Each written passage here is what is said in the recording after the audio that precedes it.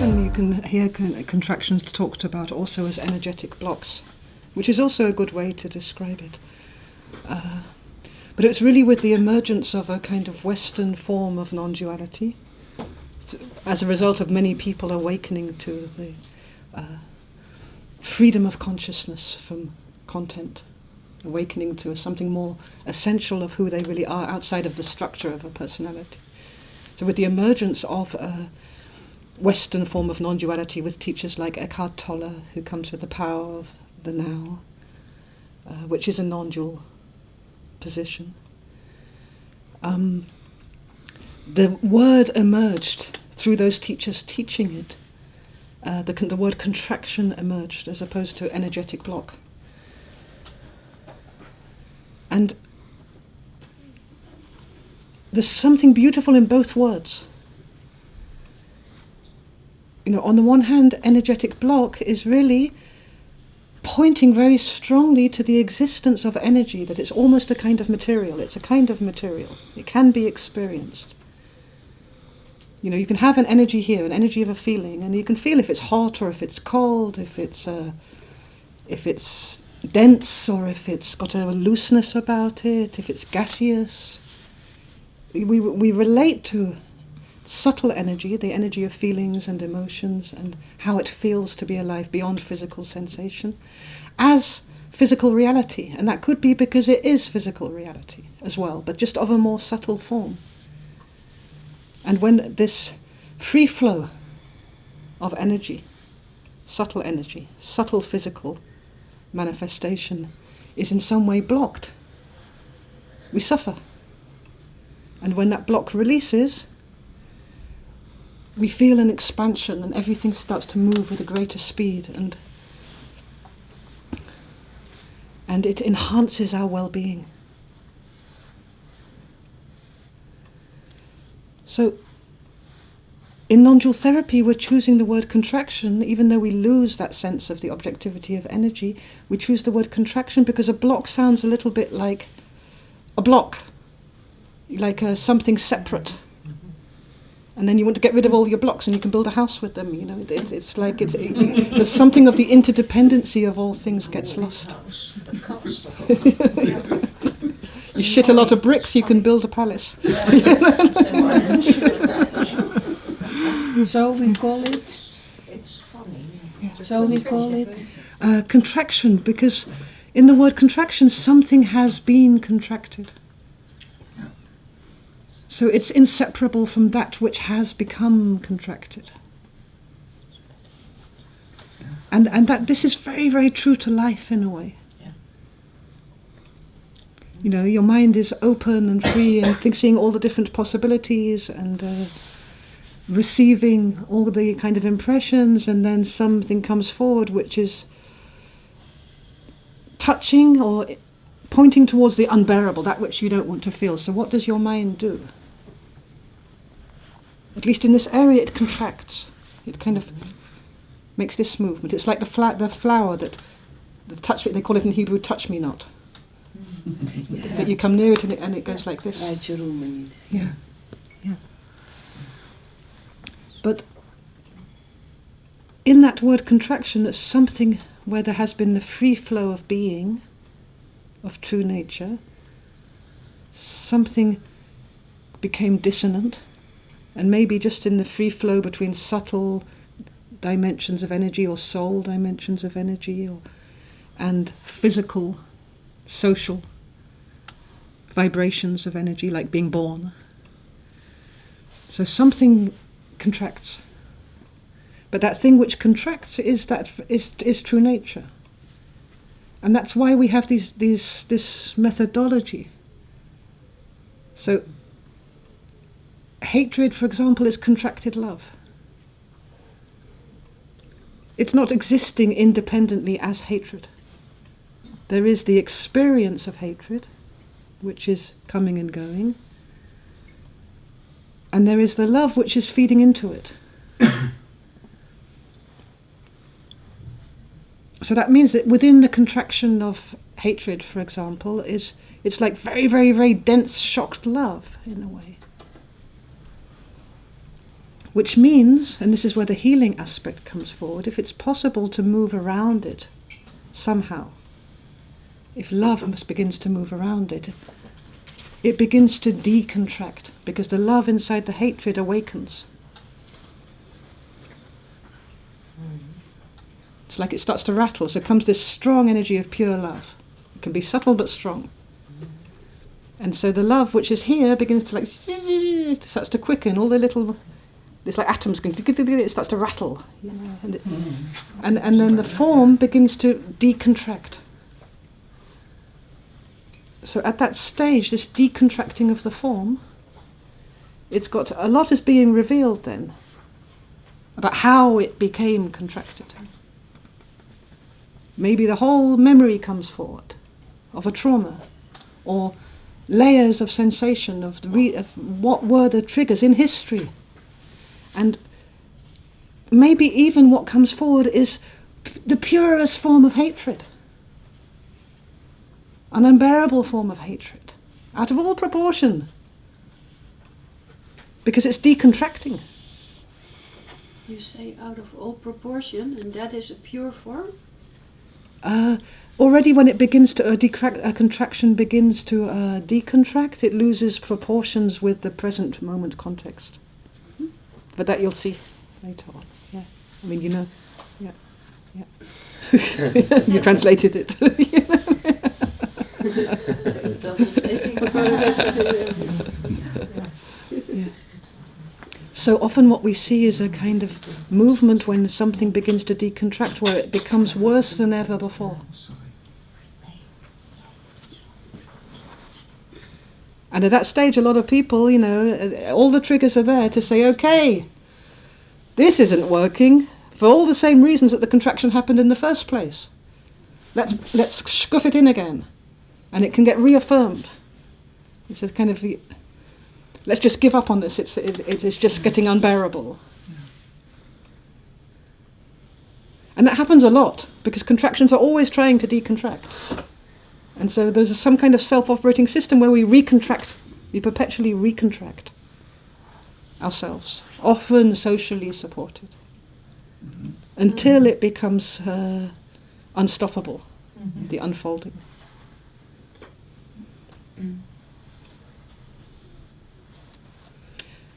So at a certain stage, when it opens and opens and opens and opens and begins to purify, a relaxation occurs. Because it's a lot of stress in being contracted. And you know that feeling when you're totally and absolutely raging, but somewhere in the background there's actually a kind of secret evil relief. This is when they talk about, when they feel that, you know, the release has got a therapeutic benefit. It's almost like you're letting it out through tears or through screaming or through beating something up.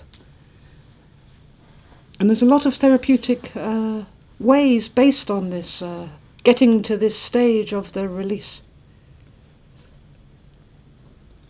But that's halfway there.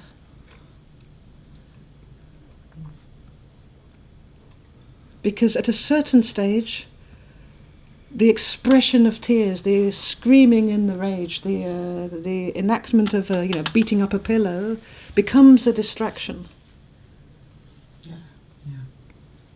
From the core of it, that impossible love,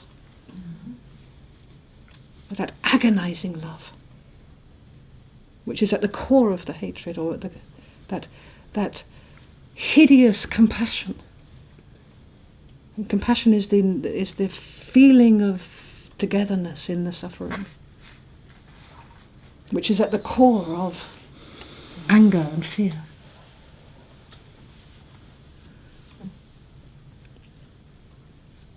And so we begin to cry, and then we know how this goes. So then it should be released, and there's a kind of cathartic effect. You feel kind of like it's done, it's gone. So often clients will tell you, that's it, it's done now, it's closed. But they've done a circulation, but not the complete circulation yet. or a circulation has happened, but as a preparation to the true release of the contraction.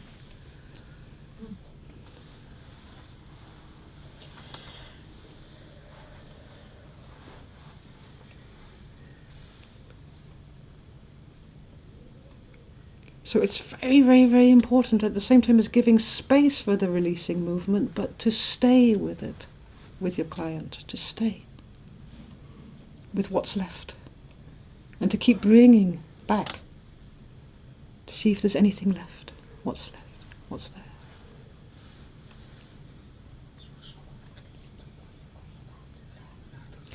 Part of what sets in with the release stage, because it's quite shocking sometimes, especially when it's involuntary release, is a hope or a belief or an expectation that there will be an ending. That's it, it's done. It's got rid of. And that's there for a good reason, because it's embedded inside every contraction. Contractions are trying to get rid of stuff which is impossible to feel in that moment. We kind of save it for later. It's like, not now. So this belief in the end of it, this is in a way denying the belonging of the contraction in any form, healed or not, in the whole field of experience. Contractions aren't separate. They're not blemishes we picked up from the environment. They're not separate from who we are. So the moment we, in any way, sneakily or otherwise, or our client in any way, sneakily or otherwise, tries to bring in this belief that it can be got rid of, that it's gone now, it's over, this finality. And sometimes it can just be the language, and we don't have to get, for me that's a problem, to not stick on the language. Because sometimes in the feeling they're saying something else. They feel better, there's a sense of peace, or give me some more time and space with this now. And sometimes with the feeling you can feel that charge of enough. A little bit is getting recontracted. It's enough. And you can feel that expectation that this will be done with, this will be got rid of. So one of the first rules of contractions, which is through all the different things that we have there in the printout about what we can say about contractions, one of the first things, which is probably the most important thing, is that they're not separate. They have no separate existence from all that we are, in the most intimate way. So when a contraction is healed, it's not got rid of. It's in so many ways it's not got rid of, thank God, otherwise it really would be senseless to have one in the first place, because it brings with it this energetic, empathic opening, where anybody in that field of suffering, we know the way into that forest and we know the way out. We recognize the stages, from our guts we recognize the stages. So we're really able to be of service to not just that specific suffering, but to all kinds of sufferings, because it's a formula. You recognize the formula of how it moves. Another way where we would never want to get rid of a contraction is because it's part of our history.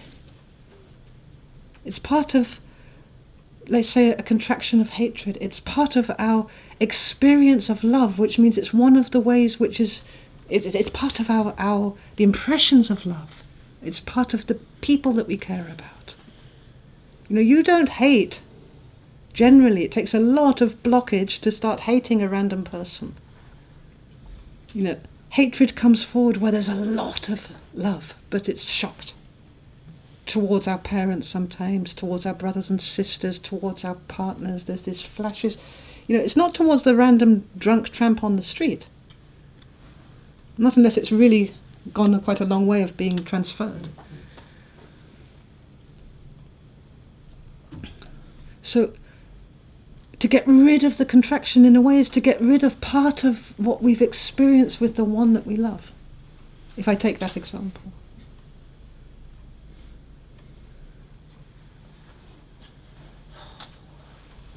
For example, a contraction of grief and preservation. If we were to get rid of the grief, We lose somebody who's really, really, really, really, really so close to us. And if we were to, and it feels like an arm has been amputated.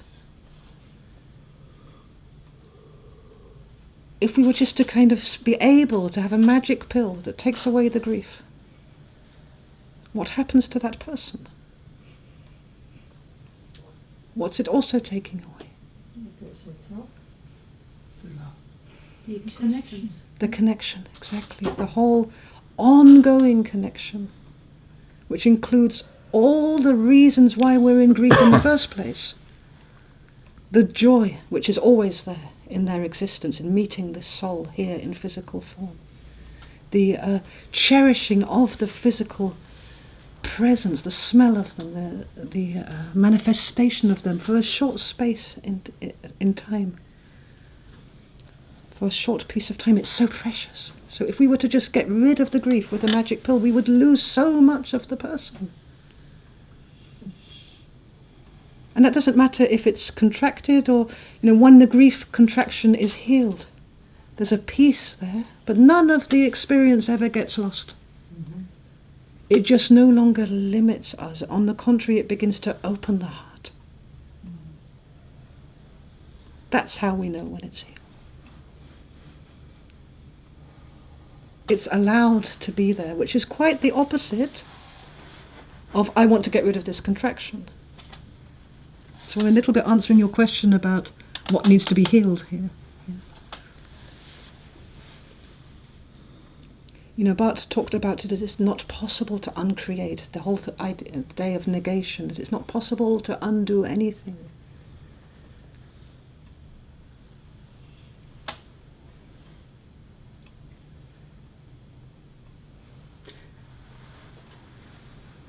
So,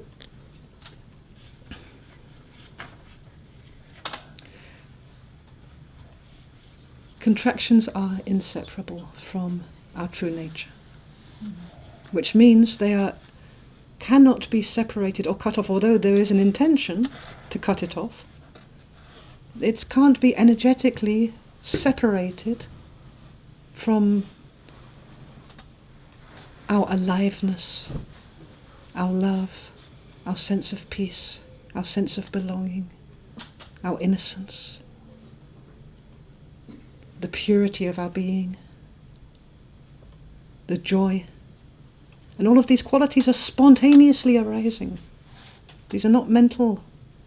They can be attitudes if we want to try and conjure them up with the mind, but they are spontaneously arising when everything else is gone.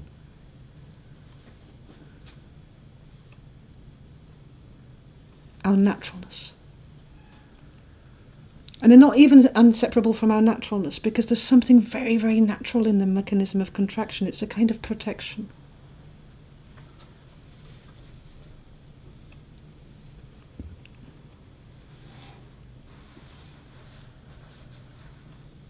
And in this you see it really acts a little bit like a physical body. There's a kind of protection until it's safe to open up. And the body, so maybe, if you're going on the London Underground and you're getting bumped like this and bumped like this, at a certain stage you withdraw your sensitivity and the muscles contract a bit and all of this, and then you get home to your beautiful apartment in Bayswater, you put your feet up and it's safe to open up and the whole body begins to relax and you snuggle with your beloved. But psychologically, because we don't have the physical with the subtle energies, it sometimes safe to open up never seems to come. It just goes on, and sometimes it spirals and repeats like a kind of parts of ourselves which is like a repeating hell. It never feels safe to open up. And that's where non-duality partly really makes a kind of surge into the therapeutic world, because when you begin to realize yourself, your pure awareness, the awareness at source of yourself, the consciousness, the freedom of mind, this dimension of choice, which is a source of yourself, the boundless love which is there in the awareness, and I'm talking in the spaces between all the denser forms, including between the contractions, when you begin to find yourself present in the space, And it's you but not you. It's not even personal anymore. It's intimately you. It's intimately yourself, and at the same time, within this intimacy of this empty space is intimately your awareness. It's also not you. It's vast. It's too vast. It's not constrained. It's not limited.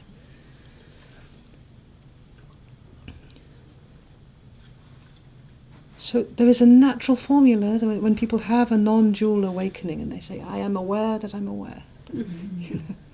And they find themselves as pure awareness in this satsang. And then when a lot of people are doing it together, it can make this bubble of love and contentment, and it's almost stoned. And then they come out of the healing zone and they go home to their lives. For a while they can kind of split off from the personality and say, okay, all the contractions are share. I am awareness. And they don't do anything. You sit there being aware that I'm aware, and this personality is like, no, I'm awareness. And it's good for a few days. But then you get hungry.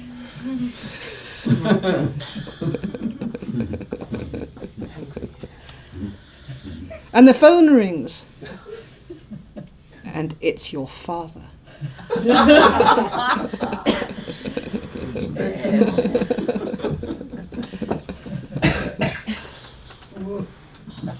The world is calling on the phone.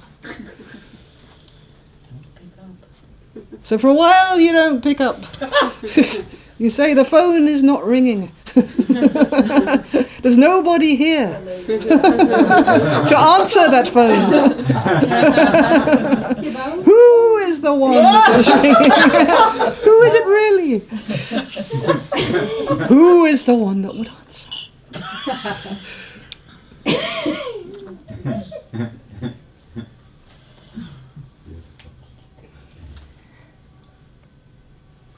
And we can continue disentangling like that as pure awareness. Even shutting out the world, in a way. You can make that, okay, I'm not going being dualistic now, but basically, this dualistic world, it's not for me. I'm in the non-dual state. You have to negate it. It's not real, it's an illusion. It's passing in time and space. The phone was ringing, but now it's not. It's totally impermanent. My father was angry, but now he's not. The bank manager is now calling somebody else. But is it possible to have non-dualistic stuff without contractions? It's always without contractions. The moment you're in it, the contractions become tiny. Yeah. But at a certain stage, something begins to get bigger with the contractions, because there's this. It's very nice to sit there in retreat, also solitary retreat, but your presence in awareness, your consciousness, which is empowering awareness, the awareness is like got a very strong healing quality to it. It's full of, quantum dots of love and just waiting to unfold, seeking expression and peace and healing. It wants to heal. It wants to find the suffering. It's full of compassion. And so it becomes increasingly hard in retreat to withdraw, to stay in awareness and withdraw awareness from the very thing where awareness wants to go, which is this little dot of personality. So the dot of personality begins to get more and more big, and maybe at first it starts to show up in a formless way. So what was this pure, ecstatic, blissful awareness now becomes a kind of troubled, lonely awareness. Mm-hmm. It ain't so blissful anymore. A sadness comes forward, but it's kind of formless, like the awareness is formless. It's almost like a non-dual sadness comes forward. A slight sense of dis-ease comes forward in a formless way, and that's quite horrific.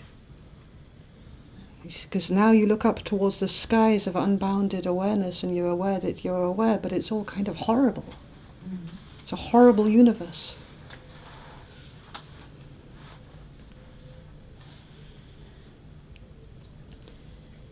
And at a certain stage, because of the subtle layers of conflict, we get drawn in to contractions which are there to be healed. The love in the awareness will start to meet where it is contracted. It kind of meets, it's like a law of attraction. It begins to touch what needs healing. Peace begins to show up in places where there's really a conflict inside ourselves, inside our personalities.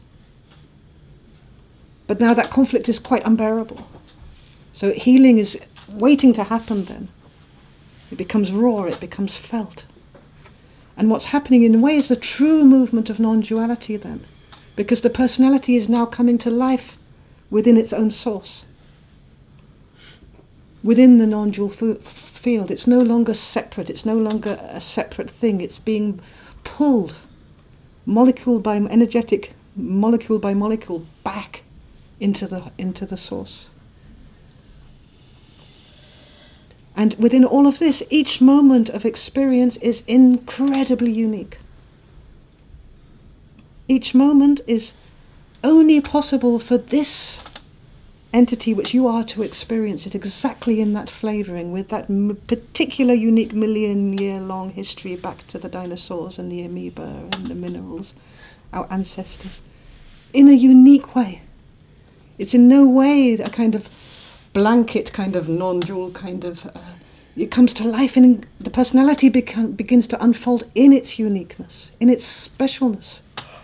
It's intensely special, but it's not separate. It's not superior or inferior. And that's where Nondual Therapy comes into life in a way. Because there are ways we can make this. We can bring understanding here, we can bring the mind here, we can bring a remembering here of who we truly are into the flow of healing. So what does it look like in the end? Do we get rid of the personality? No. So what does the personality look like at the end of all of that? What's the best we can hope for? There's all the different colors. Yeah. Of the qualities. Yeah. Yeah. Yeah. And does it only show the different colours of the qualities, or does it show more than that? So, because in a way what I'm hearing you saying is that at the end of this whole process, your personality becomes a pure reflection of quality, like a very clean diamond. No, all the love, peace, yeah, with the whole package. Yeah, yeah, yeah, yeah, yeah. Mm-hmm. Yeah. And is that personality and those contractions, are they in any way separate from the environment in which the personality is hanging?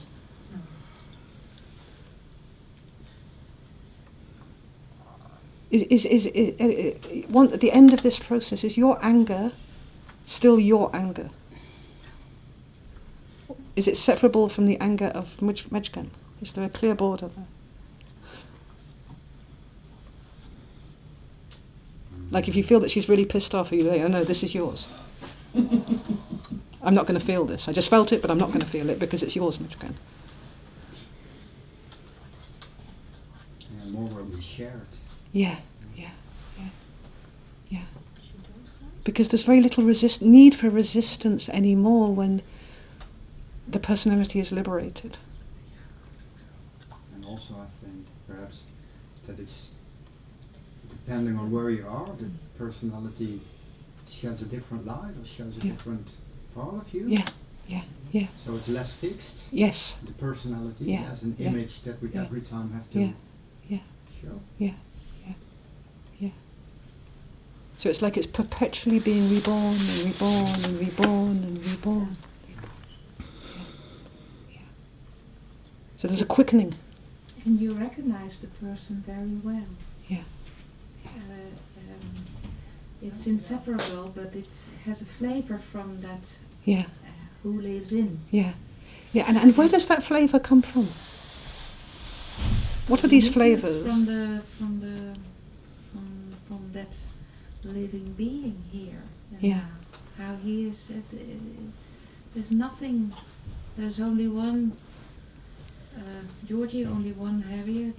Yeah, yeah, In a way, yeah, and yeah, it's flexible, yeah. but you recognize. There's something essential that we still recognise You in recognize the it. presence of each other. Yeah. Yeah, yeah.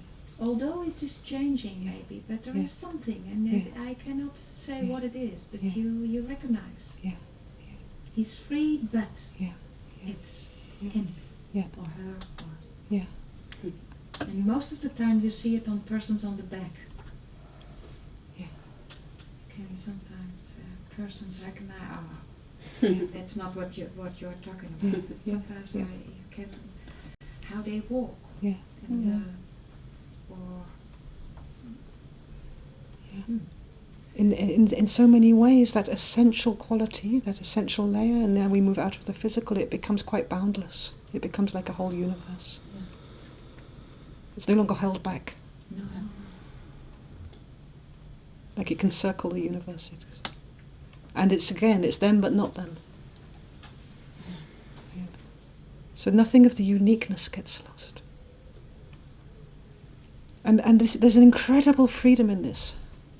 Because you don't need to make any effort other than to let yourself be yourself in a way. To let yourself be. To let this essence shine. The only thing we have to do is let go of the break. Of the sense of separation. Yeah. Of the split. Mm-hmm. To let the healing of the splits happen. To let the splits reveal themselves as partners and not enemies. Yeah. I feel that I'm missing something important because I have experienced a longer period in which what you're telling about being aware of awareness, or I don't know the words for it, but that I wasn't pushing the human aspect or something like that away, or the world, but I just saw that it wasn't real and couldn't feel it as real. Yeah. It just it was very confusing also, but it was just as clear as day, and for months on end. Yeah, and I'm missing that a little bit in your story, because it feels that that is that there's only when you're in this space that you're pushing things away, but that's not how it felt for me. And I know that people are doing this also, so it feels different. Yeah. So also in naturalness, without pushing anything away, what's going to come forward is certain forms of experience which are suffering. Mm-hmm. With that expansion as pure awareness, we are going to meet the experience of suffering, because suffering is here. There's no private awareness. There's no separate awareness, just like there's no separate contraction. So as we become more and more consolidated in awareness, uncomfortable experiences will come forward. And that's where a conflict can start up, at first subtle, but or just experiences of pain, which is almost unbearable at first. And I think that it wasn't experienced then as a personal conflict, but it was. There was a lot of suffering at times, and at times not at all. But exactly. Yeah. Can I say something? Yeah. Thank you. So, when you're in a liberate state like this, which is called Satori, basically, in Indian, which is very beautiful, it's kind of a pre-enlightenment. And so part of the enlightenment is that we don't entangle anymore so much into, what you could say, the physical form, and the person is part of this physical form, and how unique it is. It has to unplay itself. And so the experience of life is very much in kind of, when you are there in this pure awareness, is very much kind of, playing off, in which we touch the experience. We don't grasp and we don't averse. We just touch it. Mm-hmm.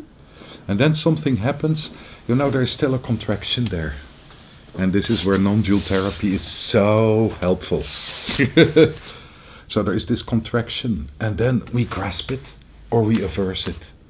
And this can hold on for a little bit. And then there's a re-identification. Yes, exactly. And then there's the re-identification, and we go back into the rabbit hole, and we lose ourselves.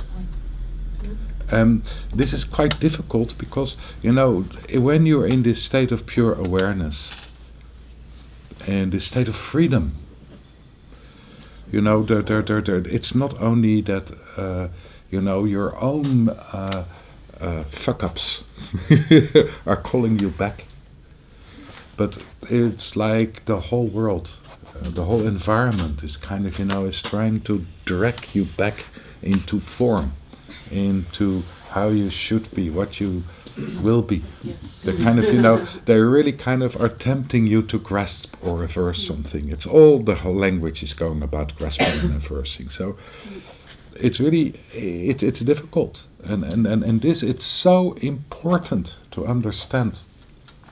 And this is what the Satoris are about, these pre-enlightenments are about, to come to the main understanding. This is the understanding of the understanding beyond everything. This is the understanding about how the mind is working and how it grasps and how it averses, how it identifies. Yeah. Grasping and aversing is from, basically we got this from this beautiful teacher in... it's from Buddhism. From Buddhism, okay, from Buddhism. So I would use in the old days identifying.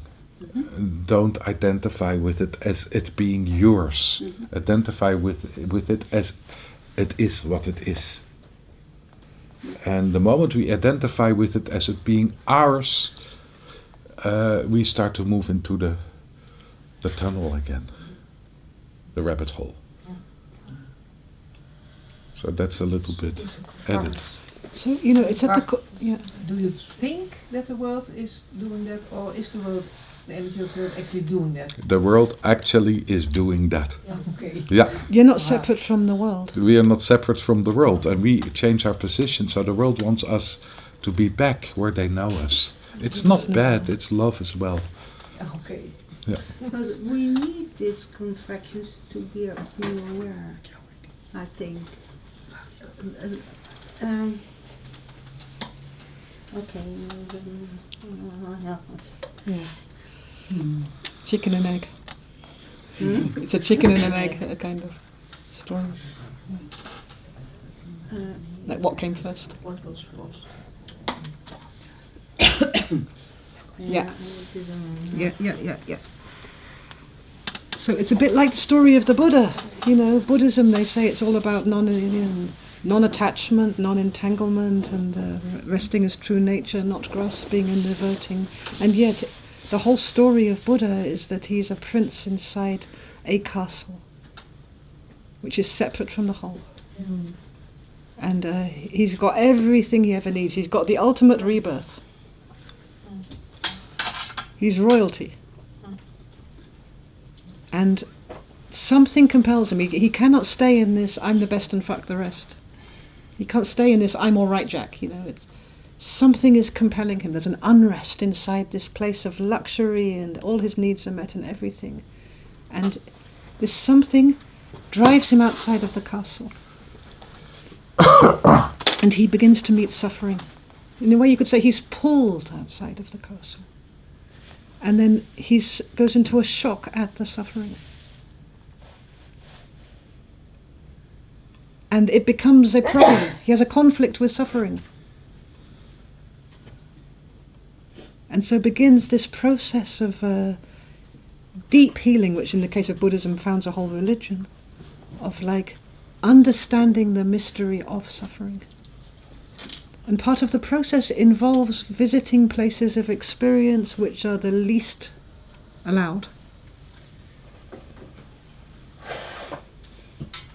So it looks very much like a Jungian process of meeting the shadows.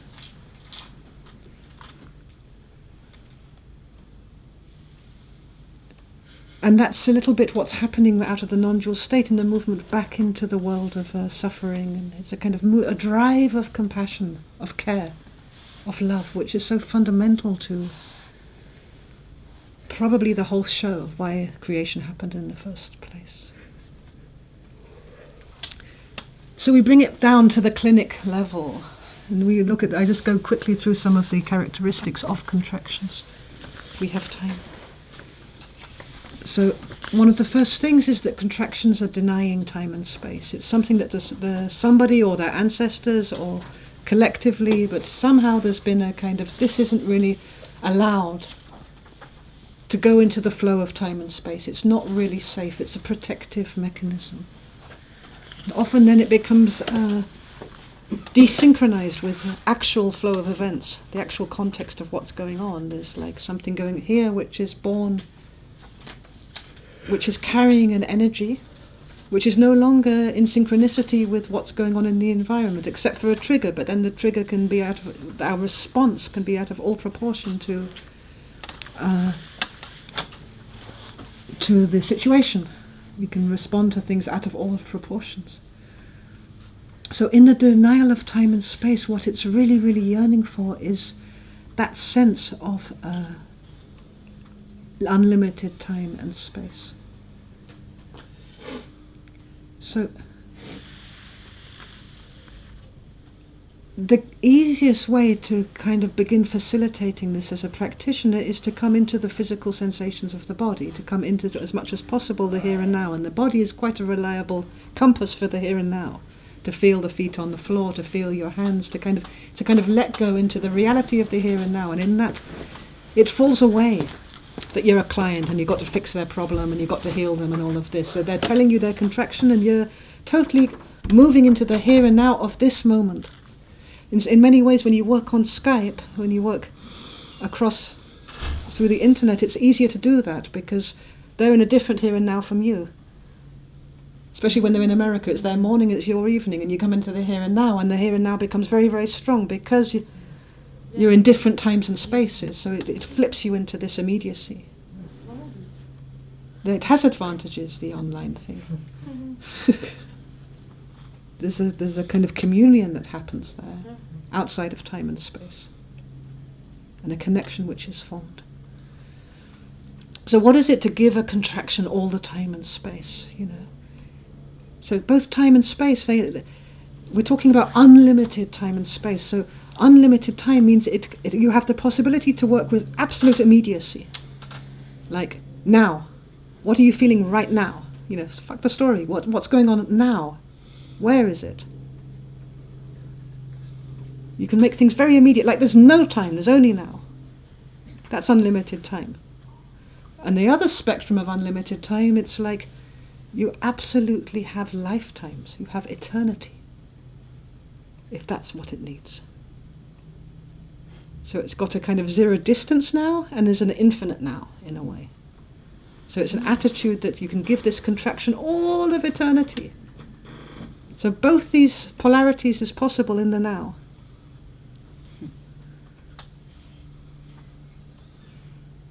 And that's of course governed a little bit by what you feel is needed in the person.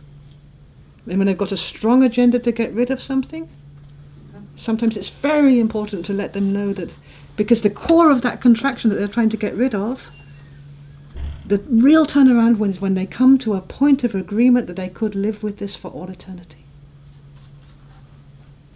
Never, ever, ever, ever, ever, ever, ever be free of this. They might be free within it, but this is here. This suffering which we conflict with is here. Forever. Can't be uncreated. Can't be undone.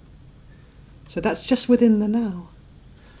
Is it also an option to give the client a choice whether to do it now or forever? You can certainly ask them that. What would feel more or less comfortable for them?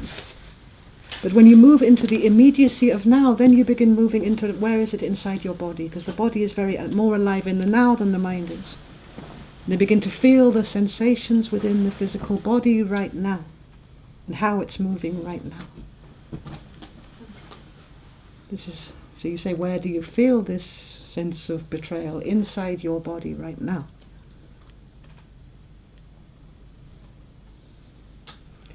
You'll follow the signals from them. It has a flow. And sometimes it's necessary to intervene spontaneously, and sometimes you can give them the choice, and sometimes it just happens. Yeah, it could also be some kind of game, to good cop, bad cop game. Yeah. So with space, there's also two ends to the spectrum. So, a contraction is a limited space, which means it has a form somewhere inside the body. It's got a density, and if you're working with your hands, you can often feel the density, or you can encourage, if the person's online, you can encourage them to find a sense of density. And that's a limited space. So giving it infinite space is, in a way, encouraging it to expand and go wherever it needs to go. So there's an infinity which works this way, like all the way to the infinite skies and the other side of the planet, infinity, where you can expand like this. It's a very strong allowance, which is not that possible. Sometimes people can go like this or like this. Is it helpful to really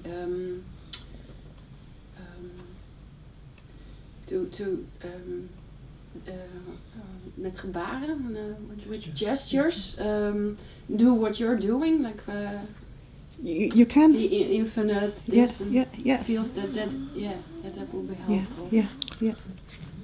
What? I think it is really important to understand it's not an activity. It's really an attitude. We are talking on the level of attitude, giving it infinite space. That means as a therapist, you are touching infinite space. That's an attitude. And that the client will respond to this. It's not that you kind of give the client infinite space. That is not what it is. You understand? So now I want to give you your problem infinite space. As a therapist, you kind of give it infinite space by an attitude of infinite space, and how you meet it. Yeah. It was the exercise from yesterday. Exactly, it was the exercise from yesterday. And now I'm confused why Georgie was doing this. Kind of to show the feeling, to share the feeling of infinite space. I think. Or am I saying it works something? both ways. It's both ways. You can also have your client imagine if this feeling of agony here was to be filling the skies. You can do both, but of course in the first stage, and all of this in the first place is exactly what Bart says, it's a transmission. Yeah. And if we feel that we ourselves contracted within the contraction, because we're sharing the contraction with the client the moment they start talking about it, and we give ourselves infinite space, it's already having an effect on the contraction and on the client. It's like there is a sense of unbounded awareness. There's a relaxation which is there. So, it's not really separate, the client and the therapist. The healing is happening according to these principles. But when the client is doing this and you make them aware of the feeling behind it, like do it slowly, they get it by themselves. Exactly. That's the difference. So you see how many tools are coming forward just from the notion of infinite space. Just slow it down and keep feeling it. Then they do it instead of you. Put it on them. So each one will find his way and pick up as many tools as possible to apply with this. It's the more tools in the box, the better. In real time. Maybe we just have to use the screwdriver, but in the end it's there. On ourselves. Give it space and are no trucks.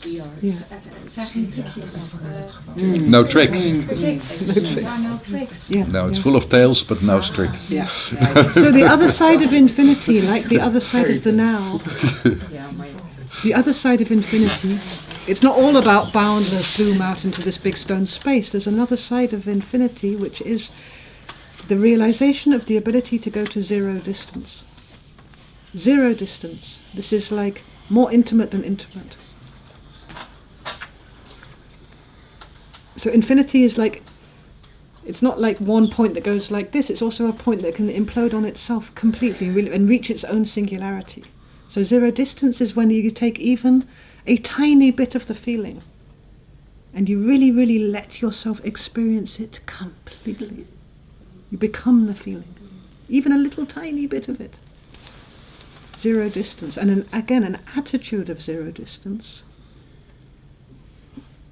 is very, very helpful in therapy. Now, of course, we have all kinds of contractions around intimacy, you know. And those are first and foremost contractions we have within ourselves, of like being intimate with ourselves. But there is a direct correlation between our ability to be intimate with our own experience, to experience the intimacy of life. And once we've done that with ourselves, got the formula of that, there's some magic that happens. At first it's like really, really yummy to enjoy this intimacy with experience. Intimacy with the act of breathing, intimacy with the sensation of lying in the bed at night. And the second thing that happens is that it's much, much easier to be intimate with a client without feeling you're going to get all entangled and caught and contracted and obliged for the rest of your life to look after them. There's a freedom that appears in this. So zero distance is very, very, very helpful in this whole area of intimacy and loneliness. And that's what empathy feels like. When somebody is listening to you and they're really, really, really at zero distance with your experience, it really feels like a transformation happens. It's that sense of isolation which is so fundamental a suffering. It's the suffering of the separate self, or the separate contraction. This gets quenched, even with a tiny bit. Can I ask something? It feels a bit the same as the attunement of a mother to her child, yes. if it's Yeah. going right.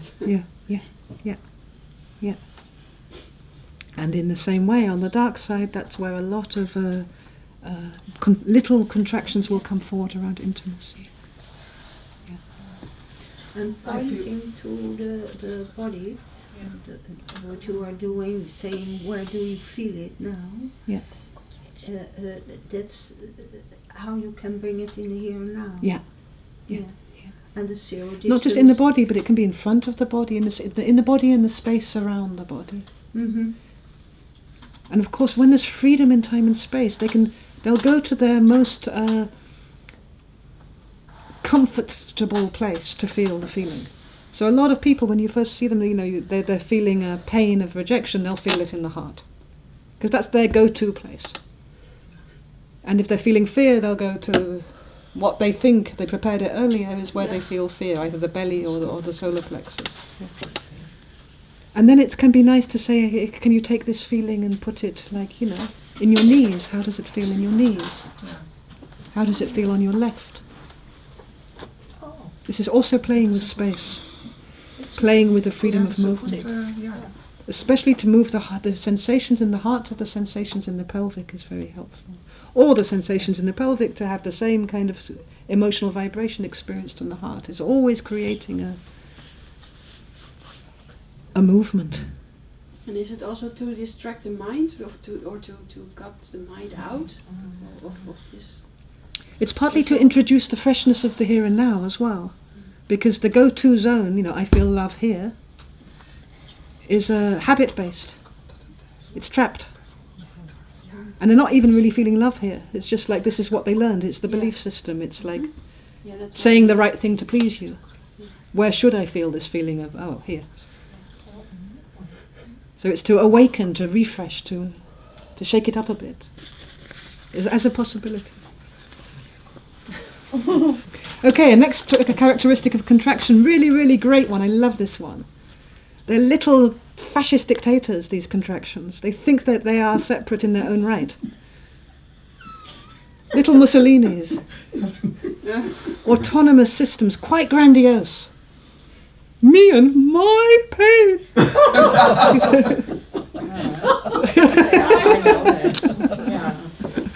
worse than everyone else's. It's the only thing that really matters. My imperfection. Everybody else can be schmuck losers, but my imperfection.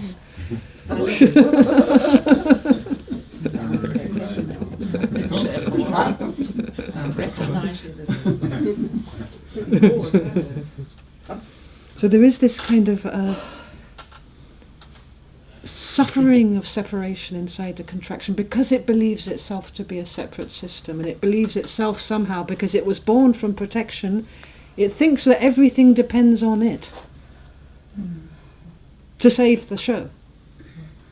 So it's very caught in survival. You know, if you get rid of me, you're going down. I'm the protector. I've got to keep spinning, otherwise it's all that terrible thing which we will not name but must never happen. That's going to happen if I don't keep my separate logic.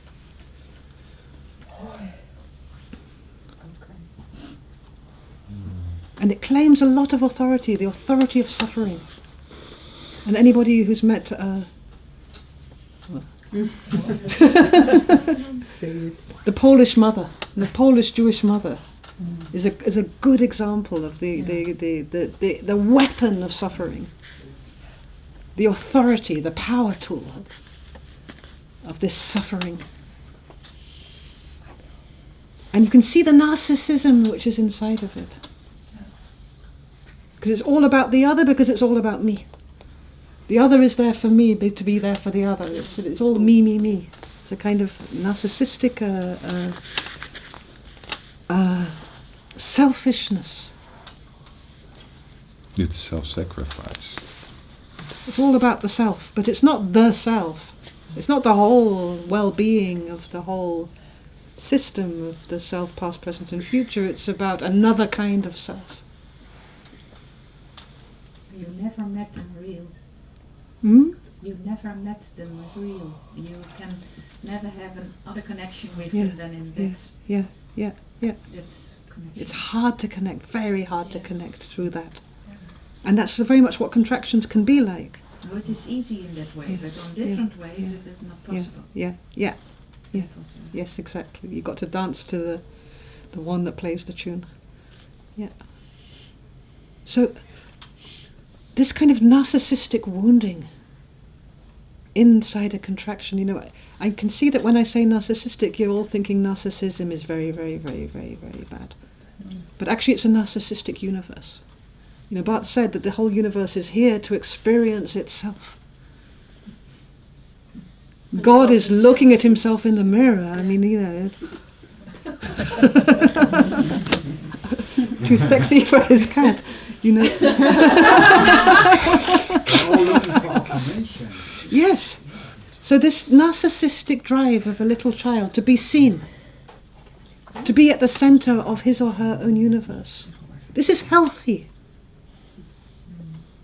For the self to experience itself and be affirmed, this is a healthy fundamental drive. Like rage or passion is a healthy drive. It becomes, same formula again, it becomes problematic, a disorder, a destructiveness, a suffering when it gets frustrated. So our greatest narcissists, the contractions, have been dreadfully unseen. Really not met. Either back in time as a baby or in the here and now, because the person themselves isn't seeing the contraction. Consciousness is withdrawn from it. So there's a starvation to be seen.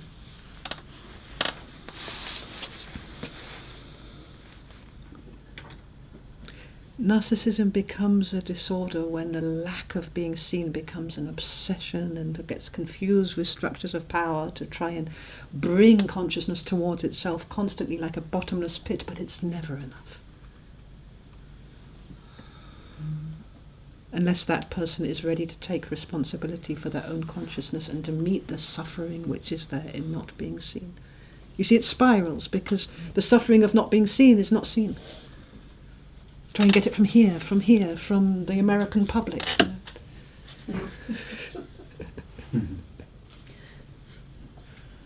So, yeah, we're running out of time. The next one is very, very easy to identify, and this relates to our first, everything we've talked about with negation and with choice. So contractions are really show up in either or programming. They express in all or nothing. It's again this sense of separation from the whole. They're either with me or against me. It's black or it's white. There's always a threat in the background. I have to do this, or else.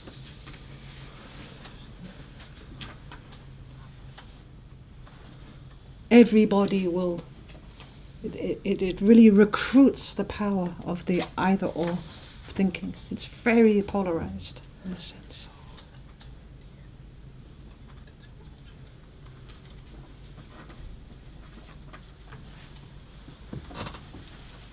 Also the off instead of the end of hand? Or that not the same? What? The either or, also the, is it the same as the off, like instead of the end? Not sure what the question. Yeah. Yeah. So you have Either or, that's, yeah, that's either or is off. Okay, yeah. Yeah, either or. It's a conflict. It's a split between two warring sides of ourselves. And wherever there's a split, wherever there's a separation, there's comparison, there's competition, there is danger, there is fear. And judgment. Yeah. Okay. Often what is there in a contraction, but in this polarization, because it's either black or white, so all the shades of grey get lost. So there's a reduced refinement of feeling. So it's very helpful when somebody's able to contact a contraction. What do you feel? I feel anger. Okay, so what particular unique kind of anger is this? Because anger is just a word, and it can be like a way to recontract. I've named it, but go back again. So the unfolding of the contraction is inviting the refinement of feeling, like what particular flavour? Is it like this, or is it like this, or is it like this? To really invite all the shades of grey. All the palette of colour. And of course, there's a reduced sensitivity there. And so part of this is the numbness, the sense of boredom, or the contraction will be like, have a kind of electrical charge around it which says, fuck off, often. Like a kind of frustration, and then people try and distract you and go like this, but they distract you in a way which actually gives you more information. So. So when contractions have become very numb, you just meet a nothing. I just meet a blank wall. This is very, very important, not to take that as an end point, but to softly to try and get them at least to experience a sense of the particular quality of numbness, or the particular atmosphere of nothing. Why is it becoming that this is so worthwhile? Because in that sense of boredom, or that sense of nothing, or that sense of numbness, here is where it's beginning to move into the physical body. Okay. What's not felt here is going to show up as especially painful somewhere physically. And also here is where it begins to project into the world. So you can't feel the rage here, but you're very aware of the rage out there. Because we can't get rid of the energy. There's an experience of numbness, like an experience of resistance or an experience of negation, but it doesn't have authority. You can numb the skin, but you can't demobilize a whole part of the system. So the numbness is a felt sense which says, don't go here. It doesn't have authority beyond that. It's an experience which is there to be felt, to be seen, to be flavoured, sensed. So can it be that when someone has chronic pain in the knee or something, that it is a distraction for this numb area? A conversion of this numb area, and that pain then, if you relate to that pain as an emotional content. So if they're really resistant to the numbness, you say, what are you feeling in the physical body right now? Now we go into a little bit into the non-dual medicine area, but it's important also just to touch on it. So all pain is arising in experience. Doesn't matter if it's physical, mental, psychological. The experience of pain always has an energetic emotional aspect.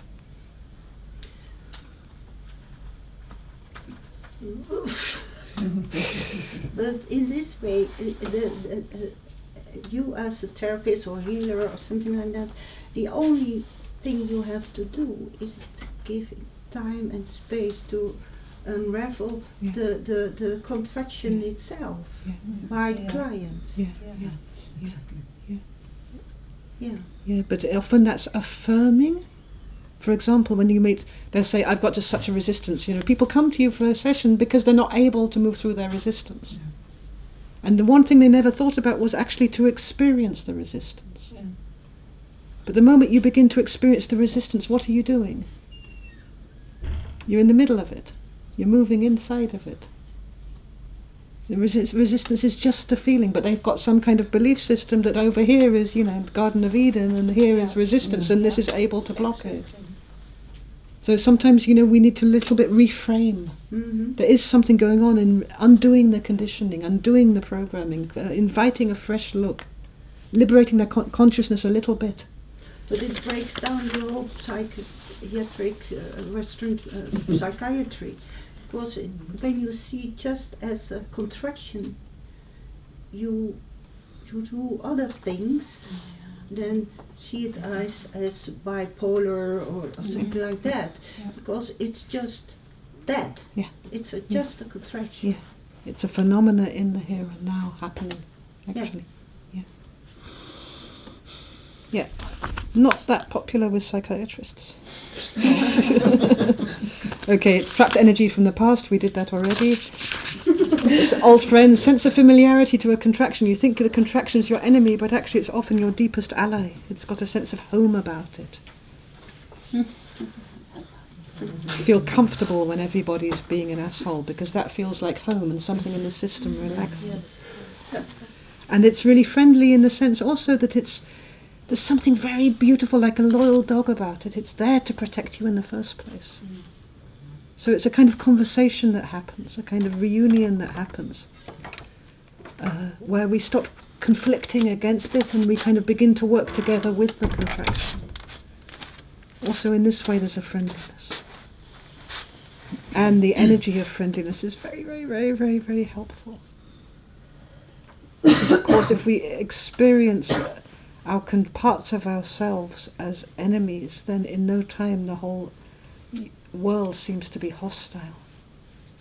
And then we relate to the world and to other people as enemies and as hostile, threatening entities. And what happens, we get back that energy of hostility and we don't become very relatable. We become the hostile one in a sense, without knowing it. Yeah, and contractions aim to protect, we did already, and consciousness affects contractions. It's enough just to bring your consciousness to a contraction without your client even knowing about it. Give them all the freedom to move how they want, but let your consciousness stay with what you sense is a density, a contraction, even without conclusion, even not necessarily with sharing, which is a little bit what Yeti was saying.